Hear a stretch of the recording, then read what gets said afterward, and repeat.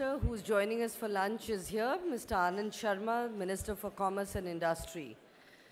He is going to be here any moment, so may I request all those who have their seats to please sit down.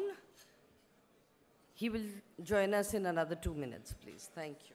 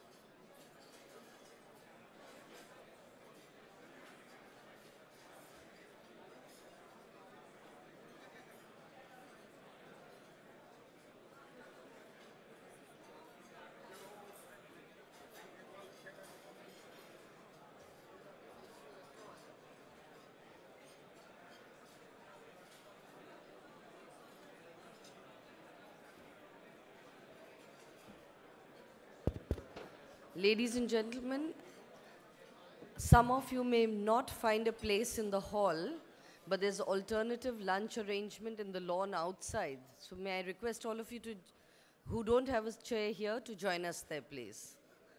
We don't want you to miss out on lunch. Thank you.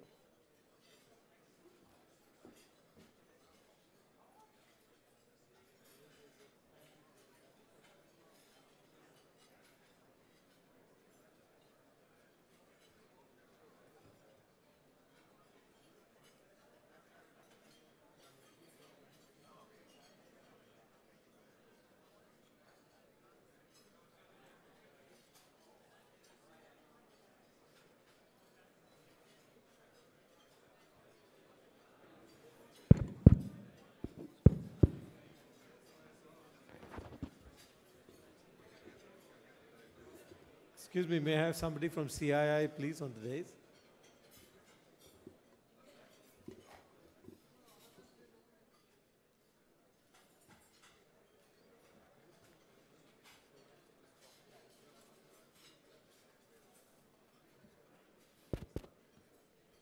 May I request the hotel staff, please pay attention, may I request the hotel staff to stop service for a few moments till the speeches are over. You need to stop doing that. Thank you.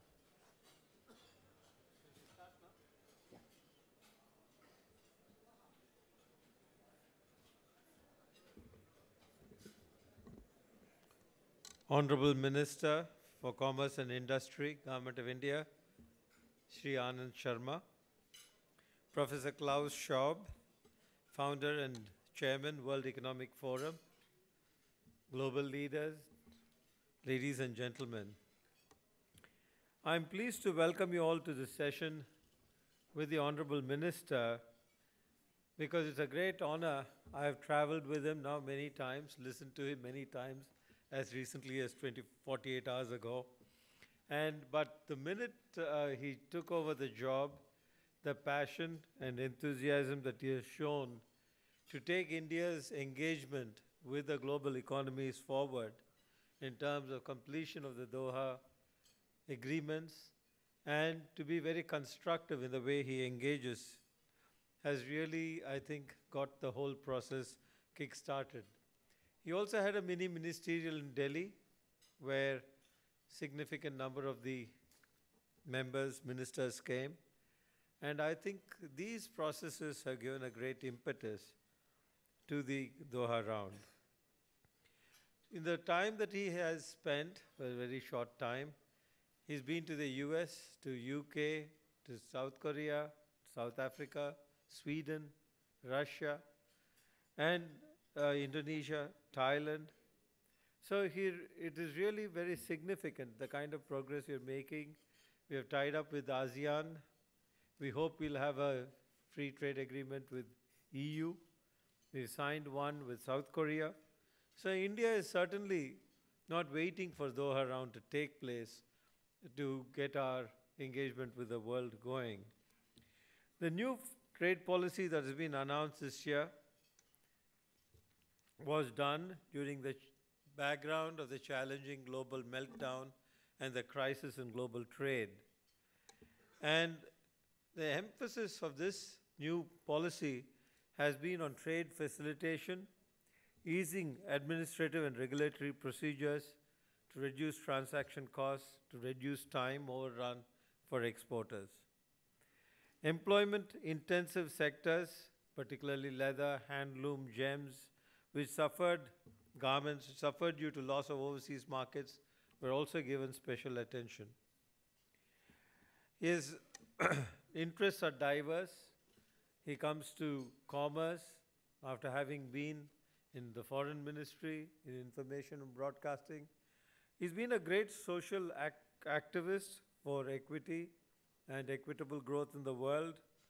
He was deeply involved with the South African anti-apartheid movement. He was chairman of the Indian anti-apartheid movement from 89 to 94. And therefore, he took the lead in convening an international youth conference on this issue in Delhi to commemorate the 75th anniversary of the ANC. He's also personally a great friend of the leaders of the ANC, including Mr. Mandela. And therefore, in him, we have a man of many parts, diverse interests, and a great thinker and speaker.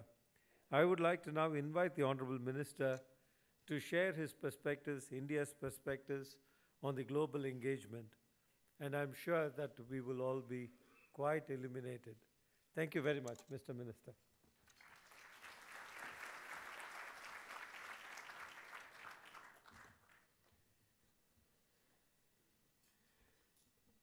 Mr. Klaus Schwab, Venu Srinivasan, President of CII,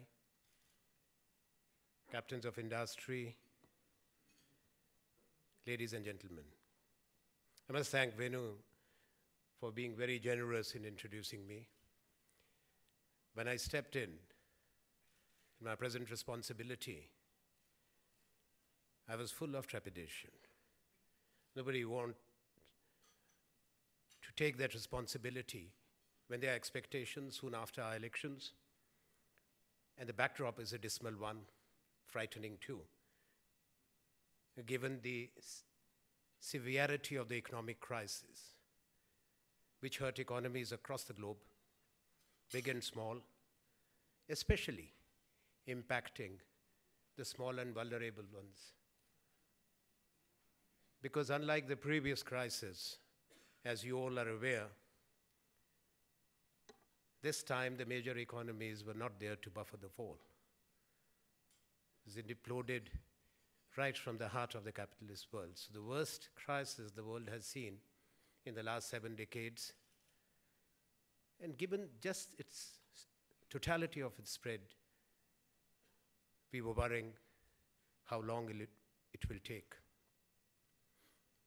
Last few weeks have brought some cheer. There is a discernible change, a visible parting of the dark clouds, as they say. Some blue sky is visible. But whether this turnaround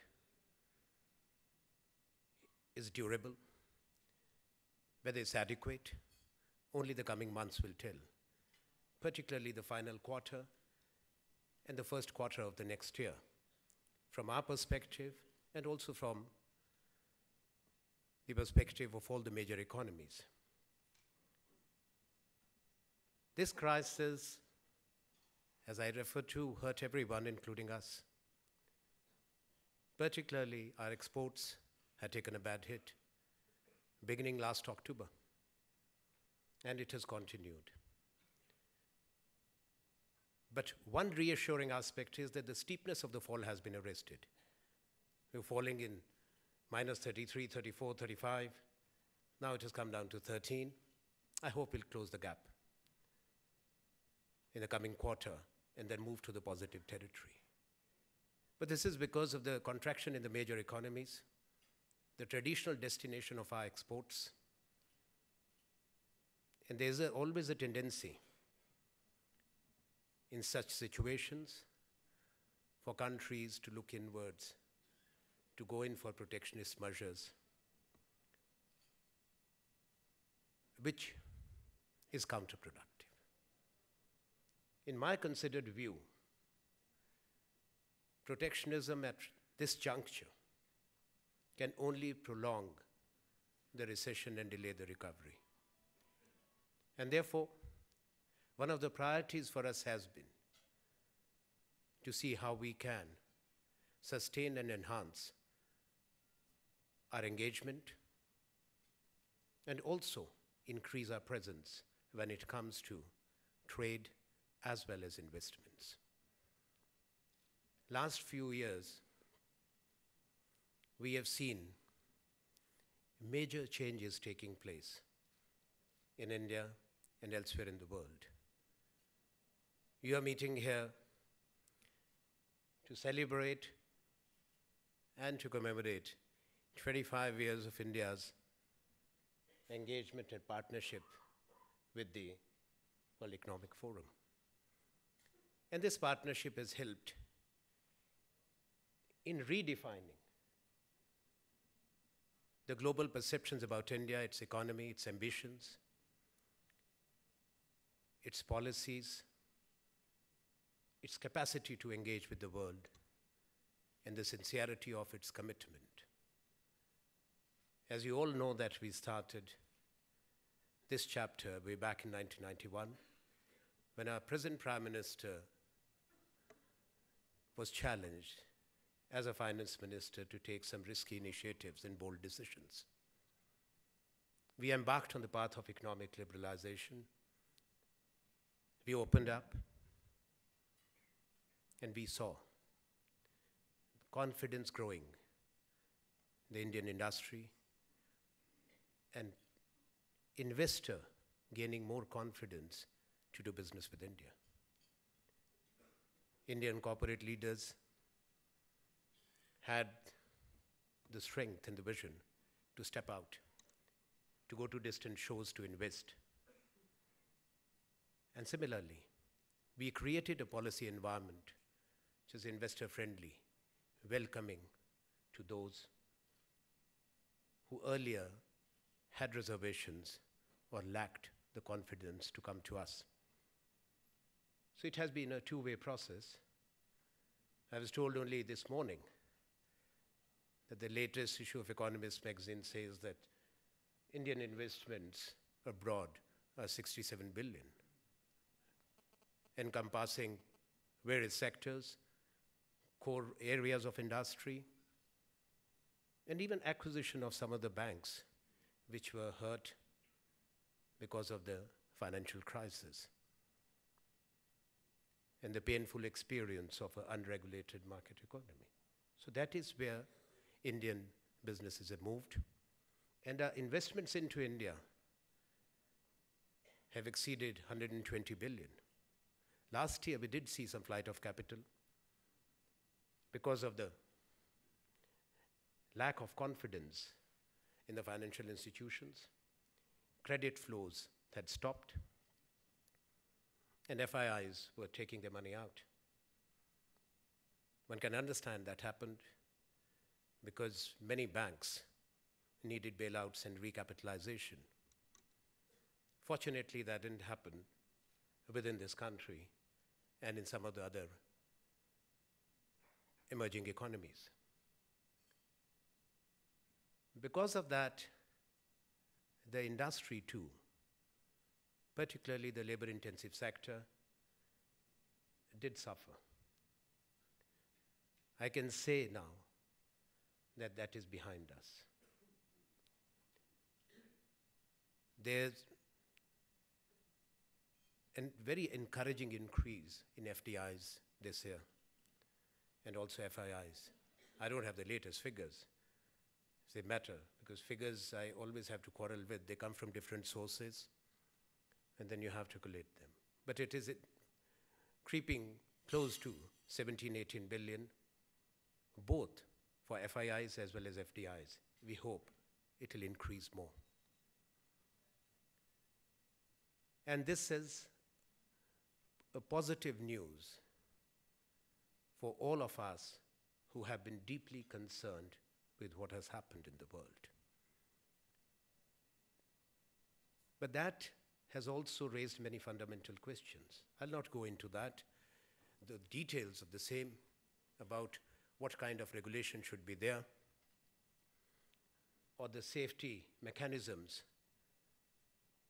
as we call here the circuit breakers, to prevent the global economy and industry from nosediving again in uncharted territory.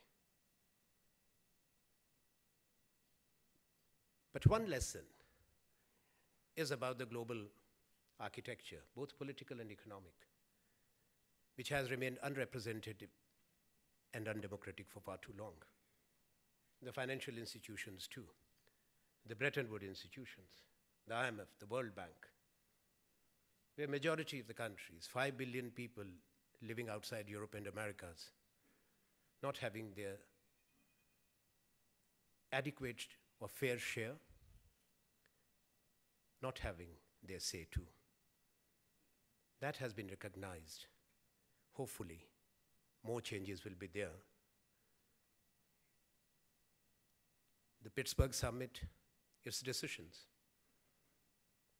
is a positive step forward. In the coming years, more will be required to be done.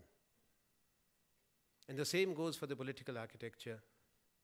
That's the United Nations. It cannot remain frozen, the decision-making structures, in the order that emerged after the Second World War. The world has moved on. When these institutions were created, countries of Asia, Africa, Latin America were not independent nations, and that includes my country. Today, as the largest democracy in the planet, an emerging economy, fourth largest in the PPP terms, increasing the intensity of its engagement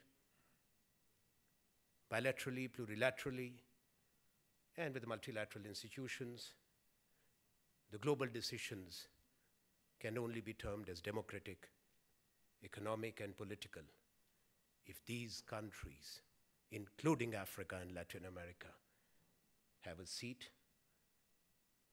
of respect, a place where decisions are made. We are happy that that is slowly happening too. The G8 was an exclusivist club. And in my view, and that may not be a minority view, not adequately equipped to deal with the global crises and challenges. G20 is now becoming more of a reality. And it is surely giving hope and direction which the world needs. We have seen an exponential growth in our own engagement with the global commerce. Our trade before the present crisis was close to 170 billion. And 200 billion was the export of services. We have come down like a GDP growth from 9.5%, where we were growing consistently for 4 years, to below 7. Again, it was 6.7 last year. I do not know what it would be, definitely more than 6.5. But we are determined to take it back, as I'm sure Prime Minister would have said so, to take it back to the same trajectory of over 9%, hopefully in 2.5 years' time, if not earlier. We need to do it because we still have an unfinished agenda. More than 60 years after independence, we have made rapid strides in many fields. Indians have made notable achievements. We have created institutions, institutions of excellence. Men and women who have come out of these institutions have made their own presence in this country and all over the world. But if we have one of the largest middle class in the world, if we have, from the human resources aspect, a very young population, a home to 17% of the world's population, but 20% of the world's children live here. And in the next 2 decades, so we will have more than 900 million Indians who will be working. Our own requirements are also enormous. I'm informed that over 300 million skilled manpower we'll be needing by 2012, and by 2020, 500 million. Given the pace of our development and our needs, and as I said, that it is a must for us because we have tens of millions who have hopes, who have needs, who need to be taken out of the poverty net, as we have taken out tens of millions by creating in recent years one of the strongest social security nets in the shortest span of time which any country perhaps has done. But we remain mindful and conscious that we have to strive to do more. And that can only be done by ensuring that we remain firm in continuing the journey on a path which is now well-defined, well-accepted. Whatever decisions India has taken, the policy decisions and initiatives, they have sustained irrespective of the change of governments. They have endured. And that's my message. As a democracy, sometimes it takes maybe more time to reach consensus, to take decisions. But once they are taken, they are backed by a national consensus. No force then can dilute or reverse them. Today, as we see India's own profile and India's role in the global context, we have therefore taken conscious decisions to reach out, to our neighbors in our extended neighborhood and distant shores, so that when there is this fear of new barriers coming up, protectionist measures, India joins those who want to bring down the barriers, not erect new ones. I know questions were asked, eyebrows were raised, and it happens when you take some major decisions. You have to brace yourself both for some bouquets and more brickbats. That was at the right time when we traveled to Seoul on 6th of August to sign the Comprehensive Economic Partnership Agreement with South Korea, but that is our first with any OECD country. Fast-tracking our FTA negotiations with EU, with Japan. And within a week of the first step, we had gone ahead to sign a FTA with ASEAN. It's a vibrant economic region. When you look at the strength, the volume of trade, more than $1.5 trillion in this region, and our own engagement with ASEAN region, our trade is close to $47 billion. With the EU, it's more than 80 billion euros. When I look at it, some people think these are big figures. But we are not satisfied with these numbers because the potential is enormous. If we create those pathways of cooperation, remove the obstacles, ensure better access to the markets, and also give the confidence to our partners that they will also have access. Commerce does not take place anywhere if there is no demand and the exporters do not have enough to supply. So all those fears which have been raised, I am addressing beyond now because I see friends from the media, that we will get hurt, are ill-founded. By taking the bold initiatives, by being ambitious, we can create the right environment, deal with the present, but in the long term ensure that we more than double our engagement and our share in the world trade. And that's the reason that we are focusing on reaching similar agreements with other regions. We have an agreement with Mercosur countries. We are keen to conclude one soon with SACU, and that will complete the triangle within IPSA context, but Asia, Africa, and Latin America, India, SACU, Mercosur. So all these things are happening. Venu Srinivasan was kind enough to refer to the foreign trade policy. Without repeating what he has already said, we have gone in for conscious expansion and diversification because we could not have waited for the demand to return in the traditional destinations. And when the turnaround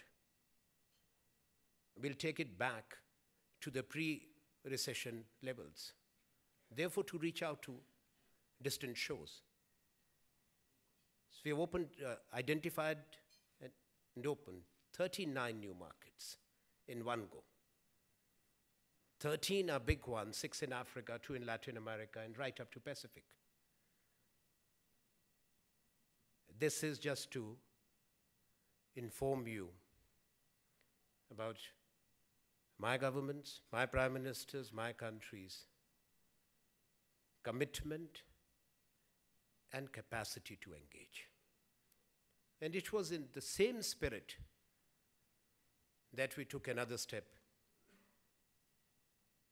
and that was the WTO. There were various words used when I stepped in within the first week, that the negotiations are paused, halted, deadlocked. Without getting into the dictionary definition or details, I did reach out to the key interlocutors, and I'm grateful for the understanding and support that we received, which gave us the confidence to convene the ministerial in Delhi last month. And unlike the other initiatives, this was informal but well structured, because the ministerial was preceded by the meeting of the senior officials, that's the chief negotiators and ambassadors of the countries in Geneva. And the political message was very clear, that the negotiations have to resume, and the centrality of development, which is part of the Doha process, has to be strengthened, has to be remembered, not diluted in any manner. We brought together a rainbow coalition of all the stakeholders, whether the coalition of the developing countries in the G20, the Africa group, the small and vulnerable economies, the LDCs, and the key interlocutors from the developed countries. And the positive development outcome was that within 10 days after we decided, the negotiations have resumed in Geneva. As I'm speaking to you, not today is a Sunday, but the negotiators are there. All the major countries are engaged. And we hope that by the time the ministers go to Geneva for the ministerial later this month, we will have at least some tangible progress to acknowledge. Just before I walked in, I was talking to Indira Nooyi about what the prospects are. It is complex.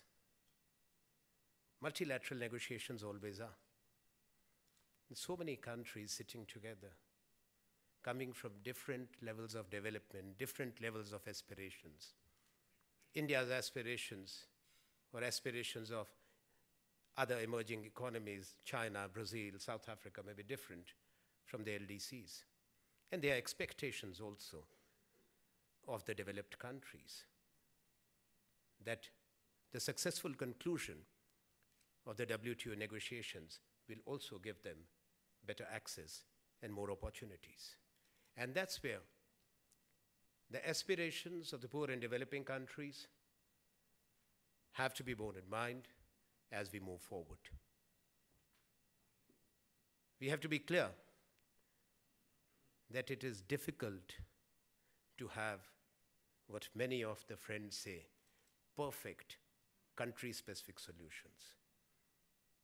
If we are talking of global regime, it has to be truly global.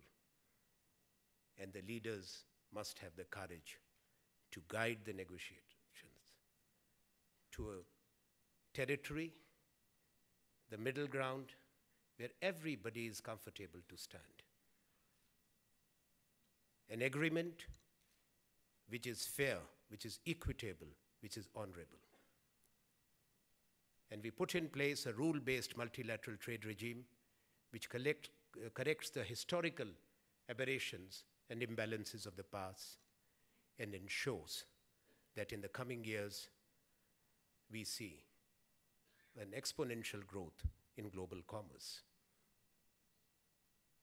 I was told that a recent study of Peterson Institute says that it will add between 500 to 700 billion annually to the global GDP. So ladies and gentlemen, if that is so, then we have a duty. We hope that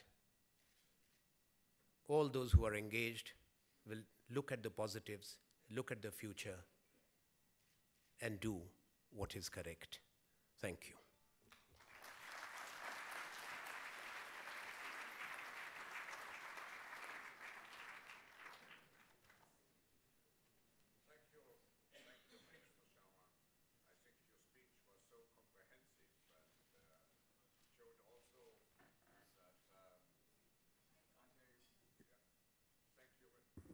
Thank you very much for this very comprehensive speech. It's also encouraging to see someone with such a great degree of, I would say, optimism, taking on this position. And of course, coming from Geneva, I have to say we all wish you the very best in the trade negotiations. I have just one very pleasant duty before we can start with luncheon. We have great co-chairs for this meeting. I don't want to enumerate all. They are sitting here at the table. Please welcome officially our co-chairs.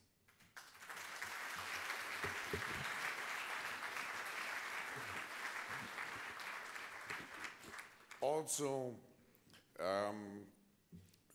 following the speech of the Minister, the World Economic Forum is very much engaged in a global redesign initiative, and it gives me great pleasure to welcome Lord Malloch-Brown, who is actually the driver of this initiative. Now, usually I would say bon appétit, but today I have to say bon et rapide appétit. Thank you.